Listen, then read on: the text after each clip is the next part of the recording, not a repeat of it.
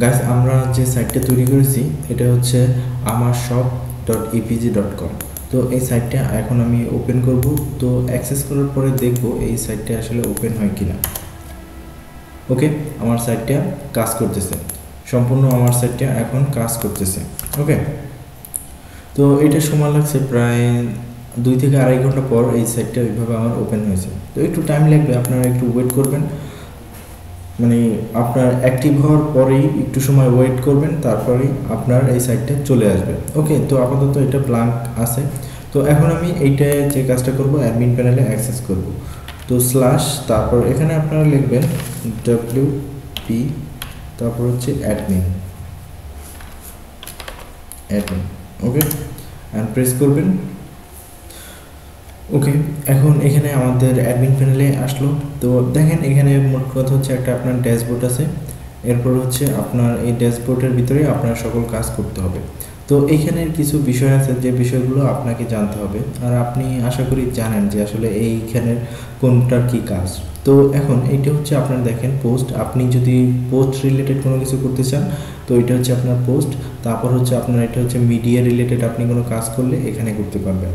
দেন তারপর হচ্ছে এখানে পেজ, আপনার ওয়েবসাইটে যতগুলো পেজ থাকবে এবং আপনি পেজ অ্যাড করতে পারবেন এবং আপনার সকল পেজ আপনি একসাথে দেখতে পারবেন। এরপর হচ্ছে এটা কমেন্ট, আর এটা হচ্ছে অ্যাপিয়ারেন্স, এটা হচ্ছে মূলত আপনার থিম।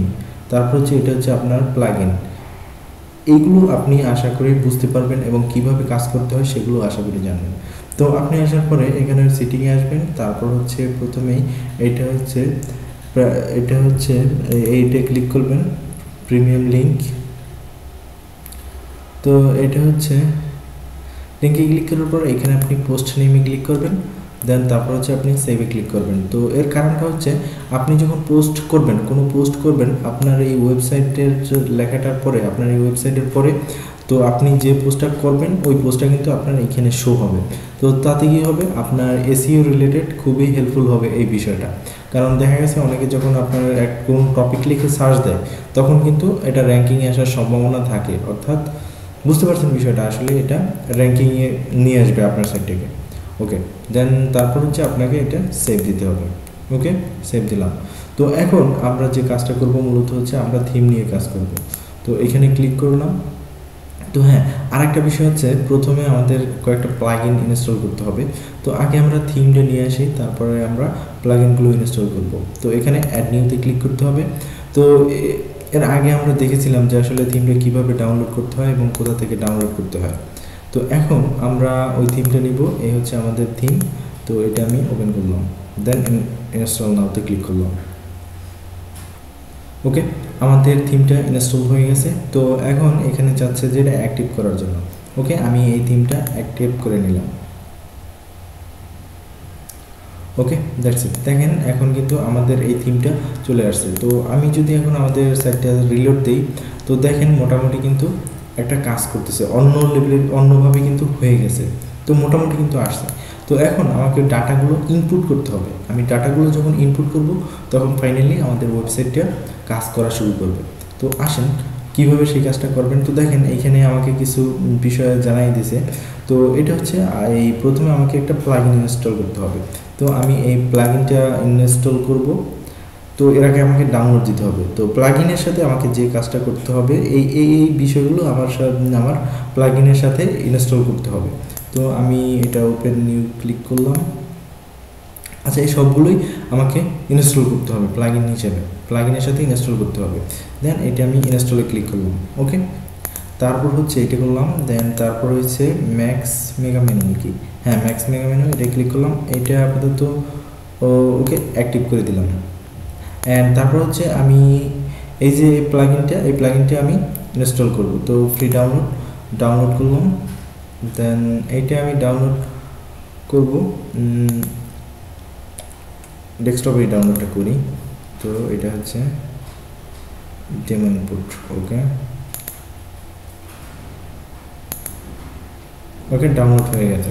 দেন তারপর হচ্ছে আমার এটা অ্যাক্টিভ করতে হবে, ম্যাক্স মেগা মেনু, এটা ইনস্টল করলাম। দেন আমার এটা অ্যাক্টিভ হয়ে গেছে। তো আমি এই পেজটা কেটে দিতে পারি। ওকে, এটাও আমি কেটে দেই। দেন এটা আমি অ্যাক্টিভ করলাম।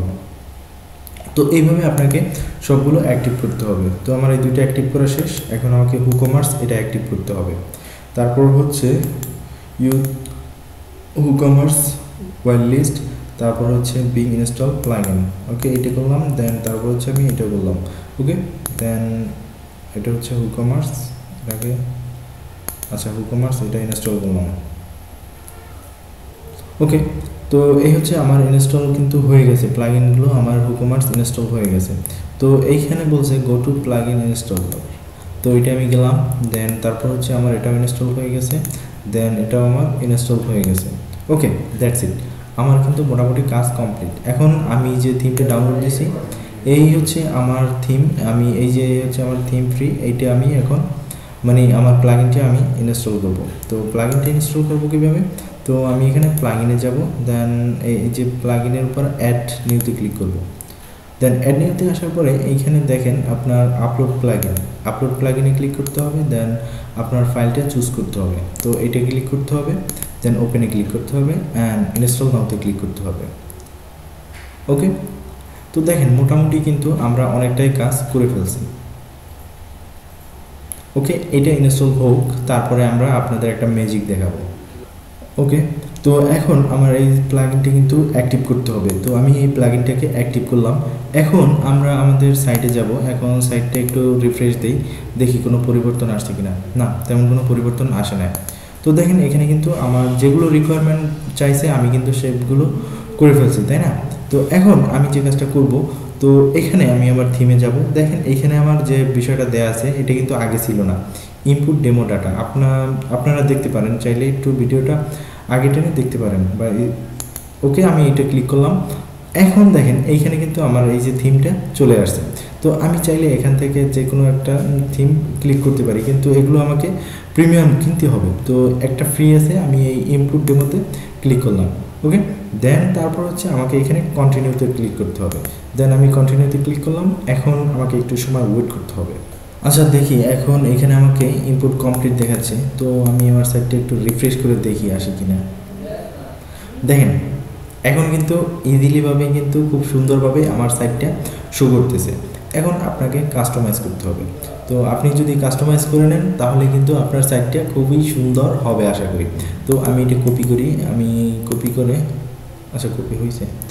তো আমি অন্য একটা ব্রাউজারে, এই ব্রাউজারটাই আমি ওপেন করি, দেন দেখি আসলে আসে কিনা। ওকে, দেখেন আমার সাইটটি কিন্তু চলে আসছে।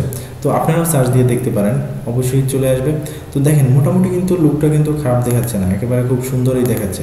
তো এখন এইখানে আমাদের যে কাজটা করতে হবে, দেখেন এইখানে কিন্তু আপনার অল প্রোডাক্ট দেওয়া আছে এবং সকল প্রোডাক্ট রিলেটেড আপনার সব কিছু কিন্তু এখানে আছে।